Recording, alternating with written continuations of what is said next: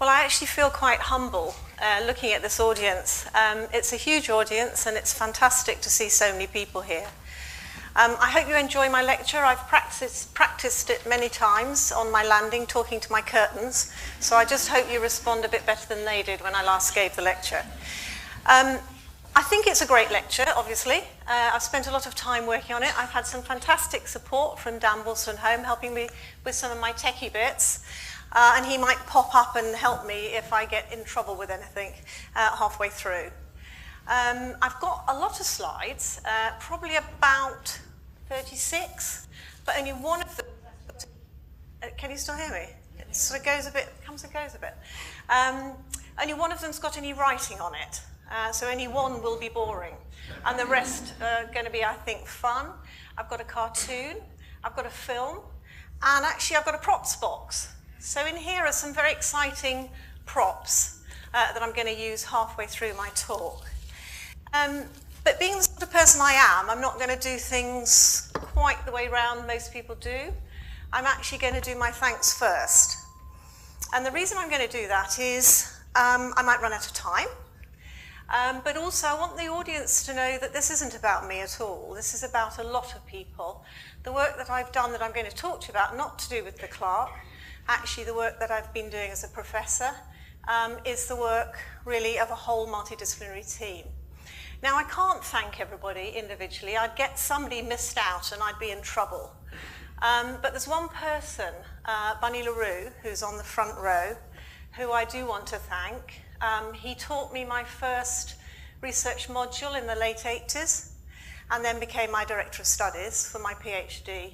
And as a mathematician, he's been my mentor for 25 years. And his patience and his wisdom and his kindness have been extraordinary to me. So that's the one person I'm going to stand out as being the person who's helped me.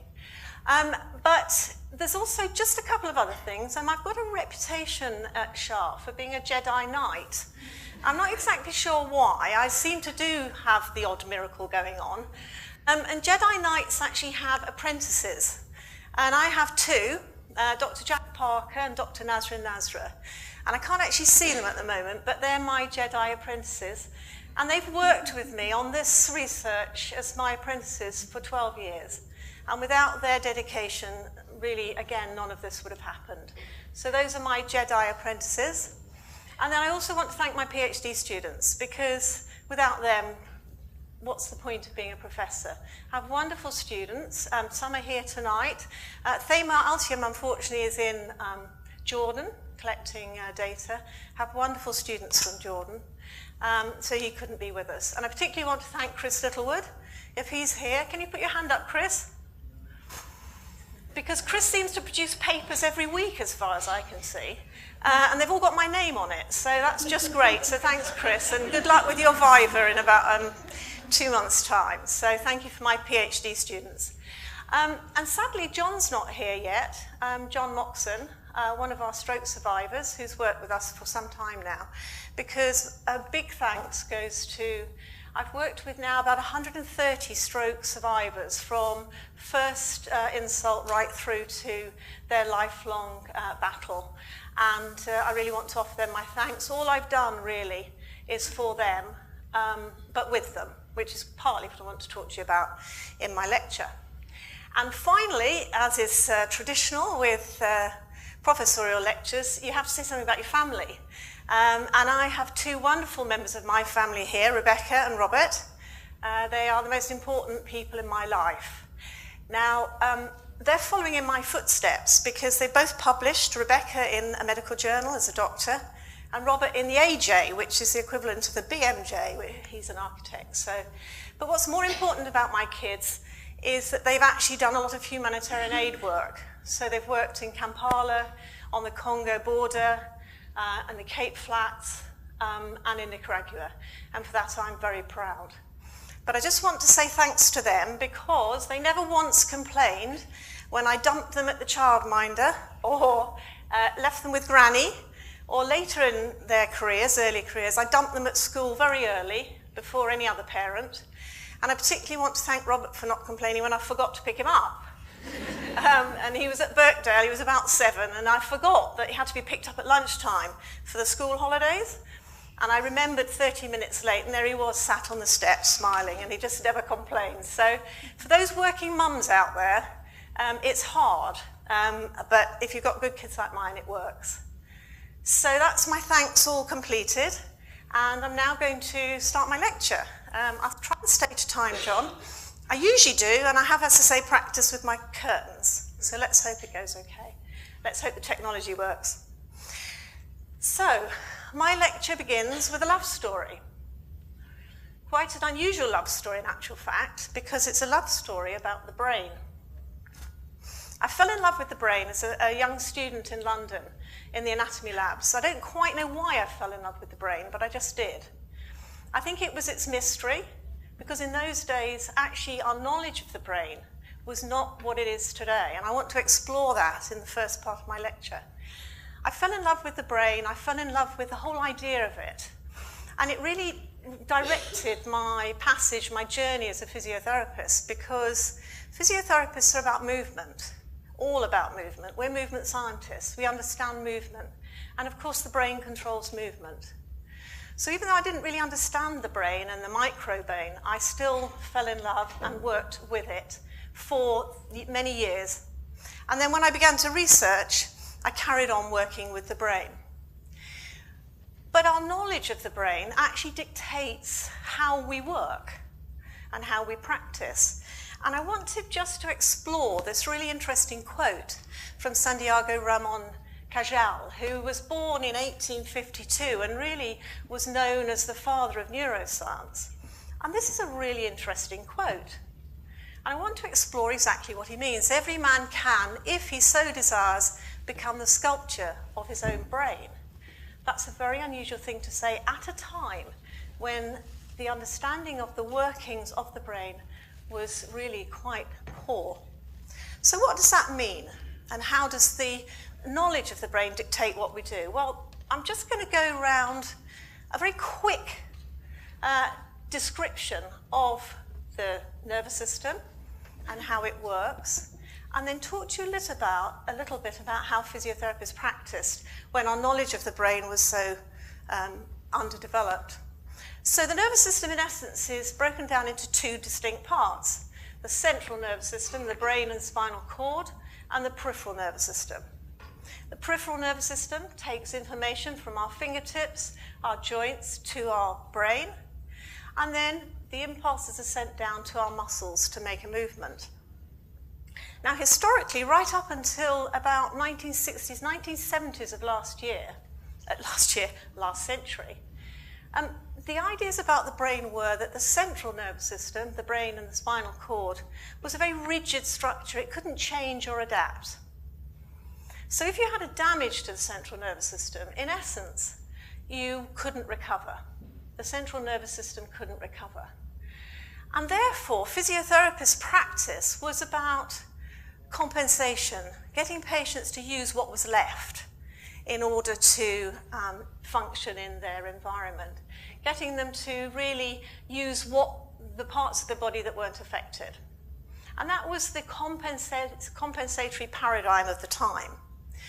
Now, the other interesting thing at the time was that physiotherapists worked very much with orthopedic surgeons. So if you look back into the history books, the 50s, the 60s, physiotherapy was driven by the science, if you like, of an orthopedic surgeon. Have we got any orthopedic surgeons in the room, by the way?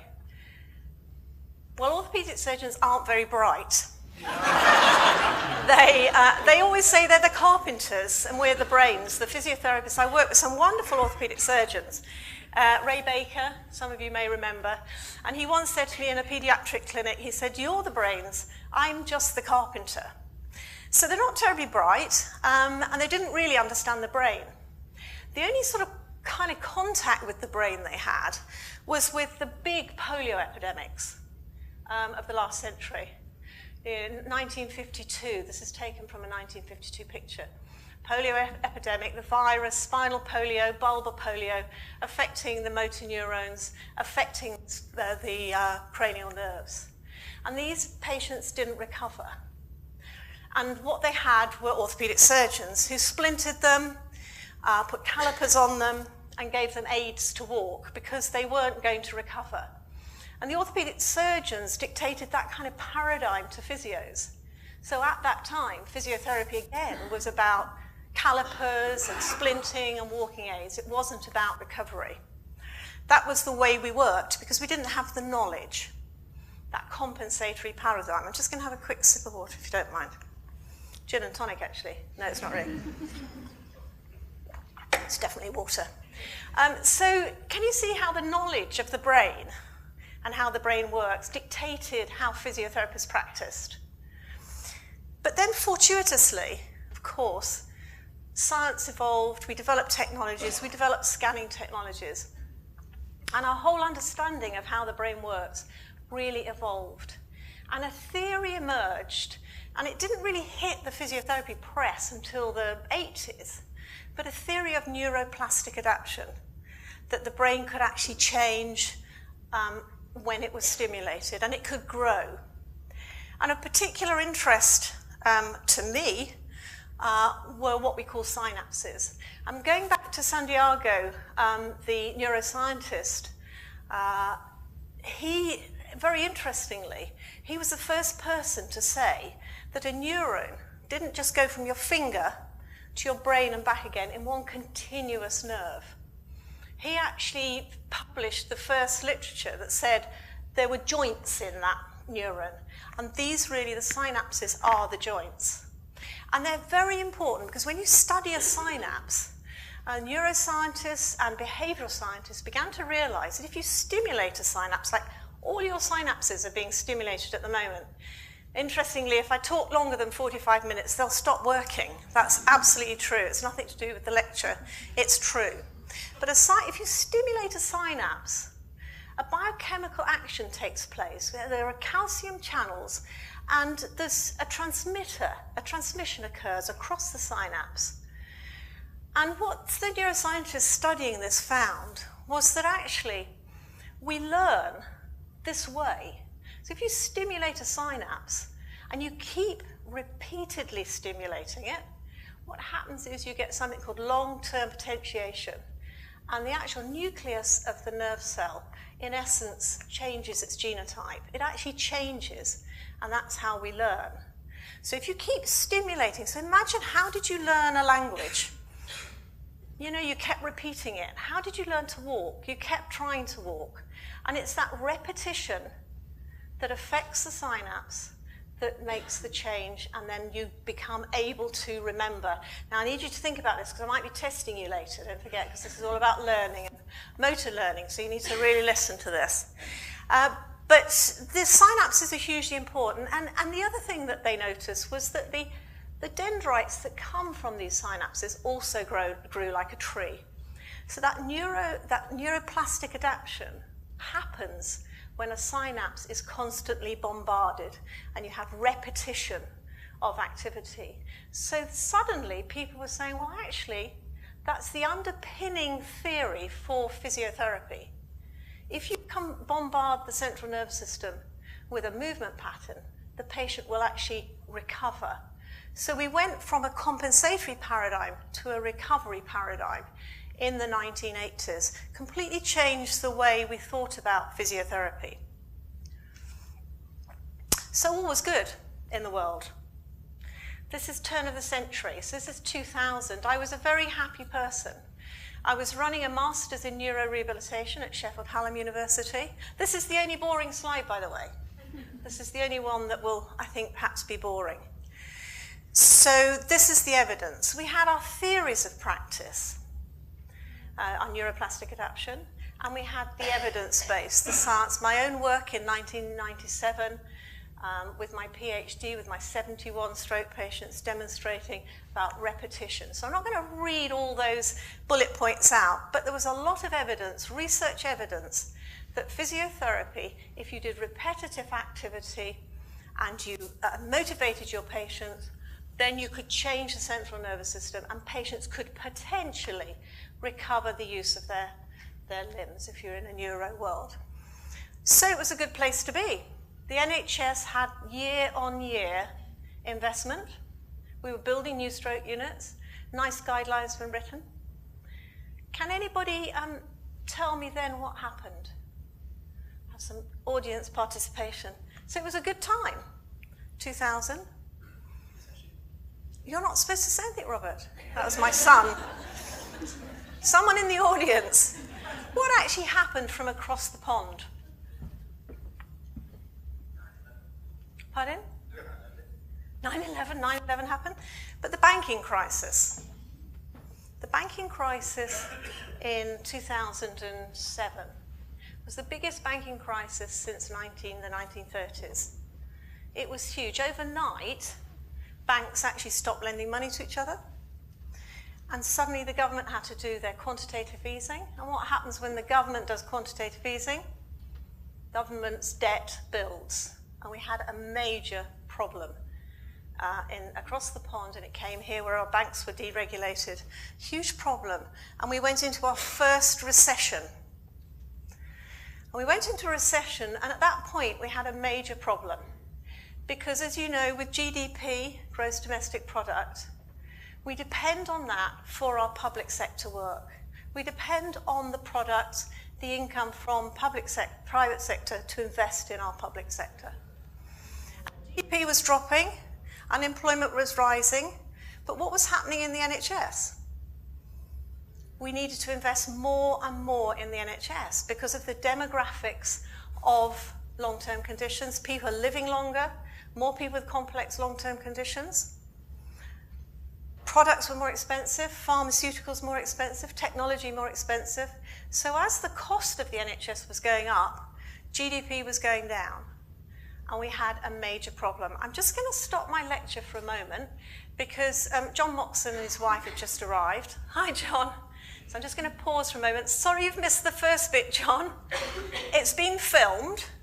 So if I could, sorry, John, everybody's going to turn around now, but if I could just introduce John and Joan Mawson, who has been working with us for some time now with our stroke work. So welcome. So we've got a problem. As I say, GDP is falling, manufacturing's falling, unemployment's going up, but the investment in the NHS is also going up.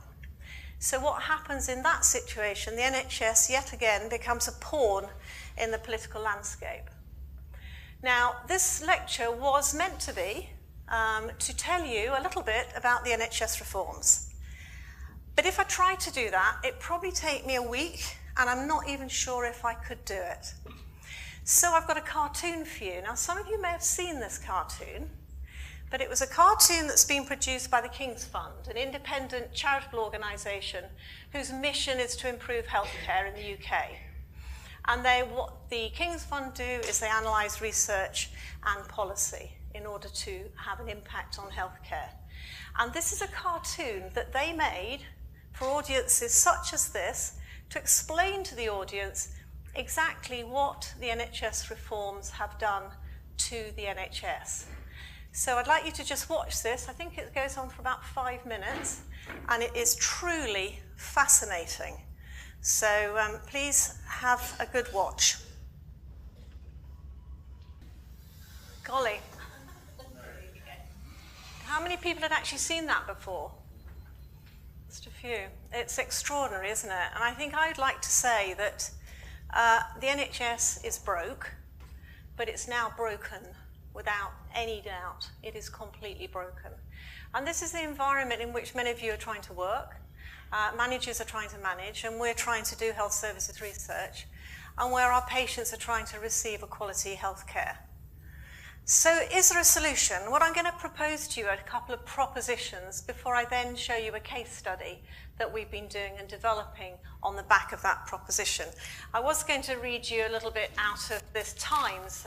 Yes, says David Nicholson, I hurt the NHS, but I'll patch it up. And there's a GP in there suggesting they might throw a shoe at him, which I think is appropriate for this lecture, because in a minute you're going to be having a look at some shoes. So we've got a major problem in the NHS, but do we have solutions? And to a point we do. There were two big policy papers published in about 2006 around enabling patients to become more engaged with their care, enabling patients to think more about self-management and self-care. Bit of political spin, I have to say. However, in reality, again across the pond, much work's been done in the area of self-management and self-care. And indeed, it was the fundamental principle that drove our bid for our original clerk. And much of the work that we do is around self-management, enabling people to really take control of their care, particularly people with long-term conditions. And of course, the other big push from central government has been around technology developments. And finally, David Nicholson published this very important document, which is really about trying to promote health and wealth, the growth agenda, because it's the wealth of the country that will drive our public service. So I've set two propositions. They've been made into a film, and in actual fact, London absolutely loved them, probably because it was about talking to with industry about how we can bring them into the NHS. Paul Chamberlain did this film with me at Sheffield Hallam, and we'll send the links when we send out these slides.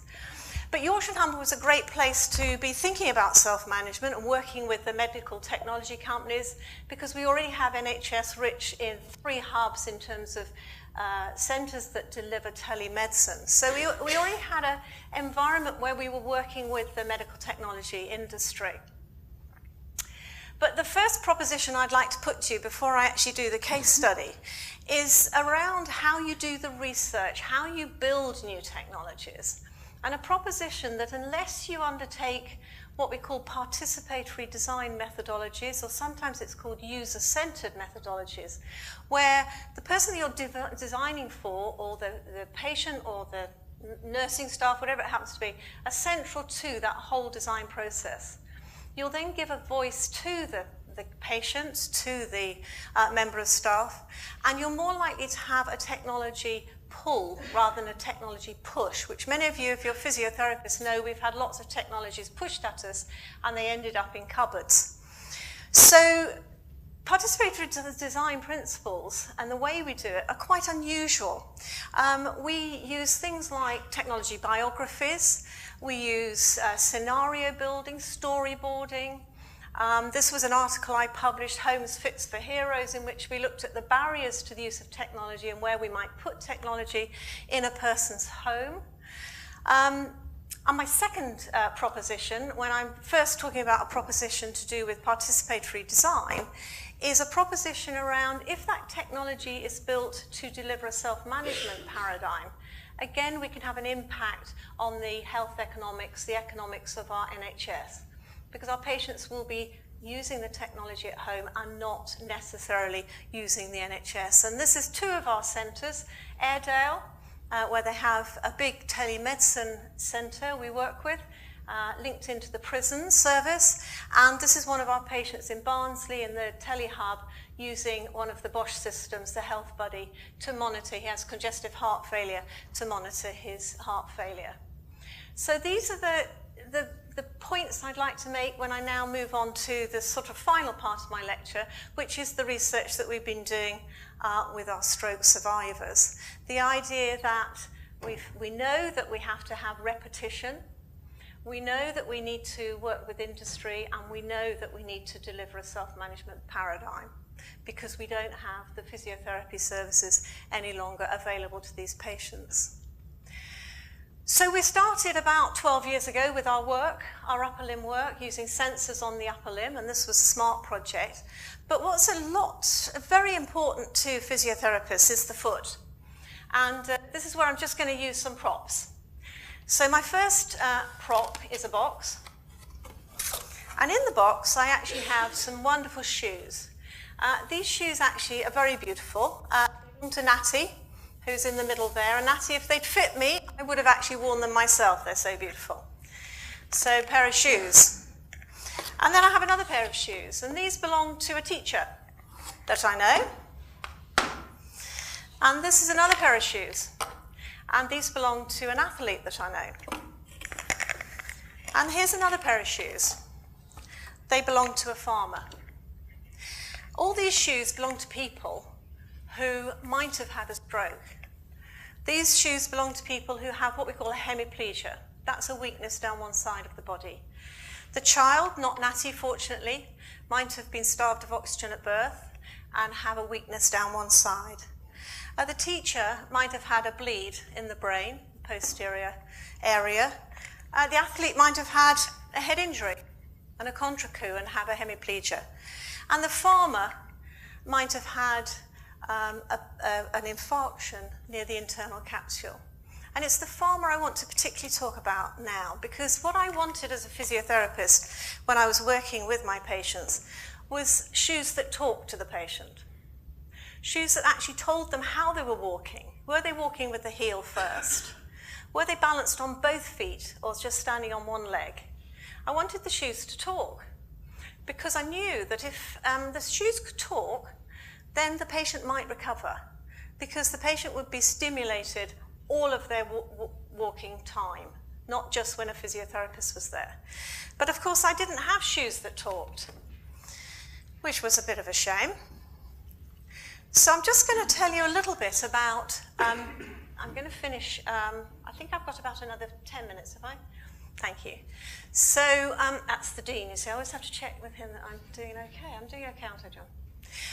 So I'm just going to tell you about a project that we've been doing now for a number of years, about 6 years, which is a project that is trying to develop a personalised self-management system for people with chronic disease, and I lead the stroke arm of that study.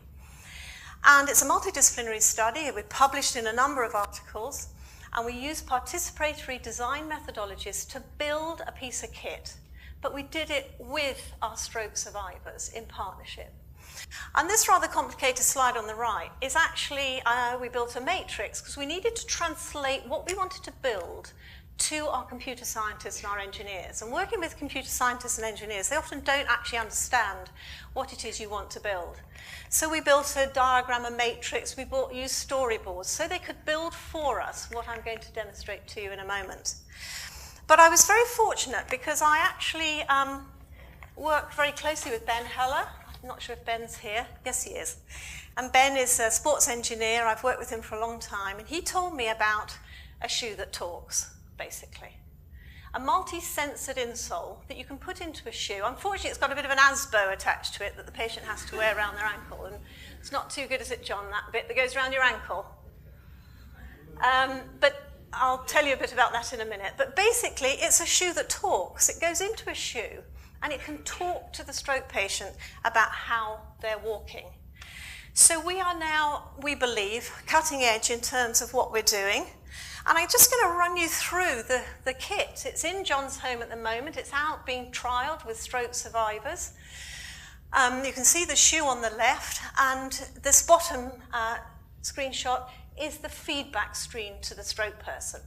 So what I'm going to do is I'm going to just whiz through this. So I'm going to walk you through, as John would walk through it with his physiotherapist, because it's customized with the physiotherapist when the physiotherapist's there. But the point of the story is when the physiotherapist isn't there, then this is still there for the stroke survivor to use. Because we know that it's not just in those first weeks and months, it's years after that actually the stroke survivor can improve still because of the neuroplastic adaptation, or at least maintain their walking ability and their function. So this is the screen. They have it on a small computer at home. It's a touch screen. And I'm just going to walk you through what the physiotherapist does with the stroke person. They first touch that first button, the My Stroke, and they can log into the system where their left or right hemiplegia, where the problem is, in their arm, in the leg. And then they touch the next button, and it's about looking at their home, touching the home and telling the system what goals they have. Are there goals in the kitchen? Is it they want to do something in the kitchen? Is it the bedroom, the bathroom? Is it in the community? Is it work? And they touch the screen and they can start to log the goals that they want to achieve. Now we also have on the system, sorry, I'll just go back one. They also touch a screen that actually starts to log their goals and then their exercises. But we have two screens on the system that actually ask the stroke person before they do their exercises, what's their mood like? And another screen on the system that asks them how they're feeling, so that we can actually make sure that if their mood is low, they go through to the GP. If they're feeling unwell, they go through the right system to go through 111, etc. They have an exercise screen that we build, and then when they've been wearing the shoes for the whole period of the day, they actually have a feedback screen that feeds back to them in terms of the symmetry, how much weight have they had on their hemiplegic leg, and how many times have they walked with their heel striking.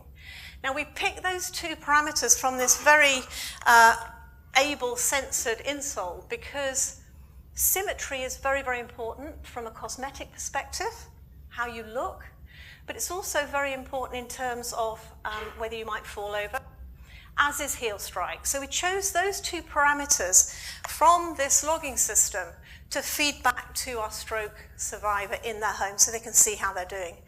And it's moving on. It's telling me it's time to, I'm just going to go back. It's moving on of its own accord, isn't it? Right, okay, it obviously wants me to sort of wind up. It's doing its own thing up there. Someone stop it. So I'll move it on. So this is hugely exciting. Now, what I can't unveil to you is the next iteration of the talking shoe, because we've signed a non-disclosure. It's extraordinary. And our research centre is going to be the research centre in the country, in the world, to be actually working on this as a rehabilitation tool. That is for sure. The other thing I can't reveal to you, because Jack hasn't given me the information yet, is exactly how well our stroke patients, our survivors, have done whilst they've been wearing the shoe. But we think it's quite extraordinary. We think the difference between having the shoe on and having the shoe off is absolutely extraordinary. So we're going to move to testing it out in another environment, and then we'll be doing a randomized controlled trial to really see whether this makes a difference. So I'm just going to now, John, this is a little bit of John using the, just a couple of seconds, but this is,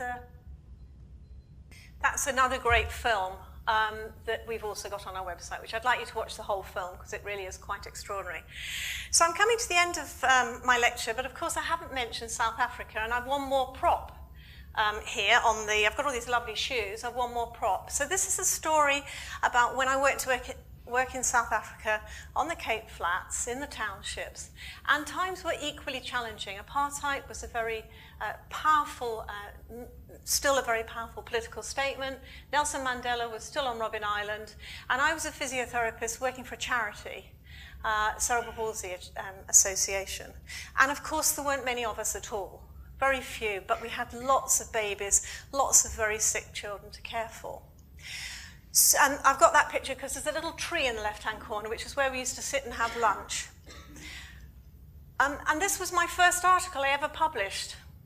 So I published this in the Western Cape Cerebral Palsy Journal in 1981. And what I published was a new way of working, because I knew that we had to do something different out there. It was so challenging. We had no physiotherapists. And even then, even though I didn't know what neuroplastic adaptation was, I knew if I did more with these children, they would make progress. So I actually set up the first self-management program for cerebral palsy children. And that's actually a picture of me, a lot younger, working with the mums and dads, showing them how to do the therapy themselves. So it was the first article I published on self-management rehabilitation in pediatrics. But it wasn't enough, because even though I didn't know about neuroplastic adaptation, I knew that if the children actually were sat in the right position for as much as possible of the day, their postures would improve, but we had no money. So what did we do? Final prop, cardboard box. We actually used cardboard boxes from supermarkets to make seats for our children. And we painted them red, and we made cushions for them, and they took them into the townships, and the children sat in the right position, and they made progress. Our speech and language therapists made communication boards using cardboard, so the children could learn to communicate again.